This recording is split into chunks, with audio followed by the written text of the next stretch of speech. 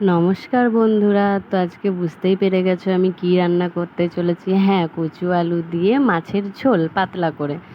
তো আমি তার মধ্যে নিয়ে নিয়েছি মাছগুলো, লবণ হলুদ মাখিয়ে রেখে দিয়েছি। আর মশলার জন্য নিয়েছি সামান্য জিরে, রসুন, আদা, পেঁয়াজ আর কাঁচা লঙ্কা।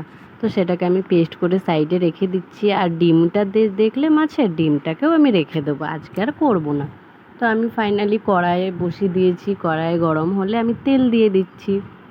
আর তেলটা আমি বেশি করে দিচ্ছি, যেহেতু আমি একবারে ওই তেলের মধ্যে সব ভাজা করে নেব। তো হলো গিয়ে আস্তে আস্তে আমি সব মাছগুলোকে দিয়ে এপিট ওপিট করে লাল লাল করে ভেজে তুলে নিয়েছি, যেমনটা সবাই করে। তো ওই তেলের মধ্যে আমি দিয়ে দিচ্ছি হচ্ছে সামান্য হলুদ, আর তার মধ্যে দিয়ে দিলাম কচু আর আলু। তো এটাকেও আমি ভালো করে ভাজা করে নেব। তারপর এটা ভাজা হয়ে গেলে এটাকেও তুলে নেব। আর ওই তেলের মধ্যেই আমি দিয়ে দেব হচ্ছে একটু জিরে আর শুকনো লঙ্কা, তেজপাতা। তারপর যে মশলাটা করে রেখেছিলাম সেই মশলাটা দিয়ে দেব। সেই মশলাটা দিয়ে 2 মিনিট একটু নাড়াচাড়া করব। আর হ্যাঁ, আমি টমেটোটা বলতে ভুলে গেছিলাম, তো টমেটোও দিয়েছি।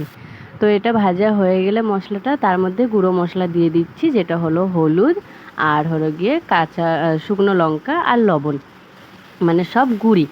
তো হলো গিয়ে এই গুঁড়ো মশলাগুলো দিয়ে আমি ভালো করে মশলাটাকে ভেজে নিচ্ছি, যতক্ষণ লাল লাল না হচ্ছে আর মশলা থেকে তেল না ছেড়ে দিচ্ছে ততক্ষণ ভাজবো। তারপর দিয়ে দিলাম হচ্ছে গিয়ে, যখনই তেল ছেড়ে দিল তখনই আমি দিয়ে দিলাম ভাজা আলু আর কচুটা।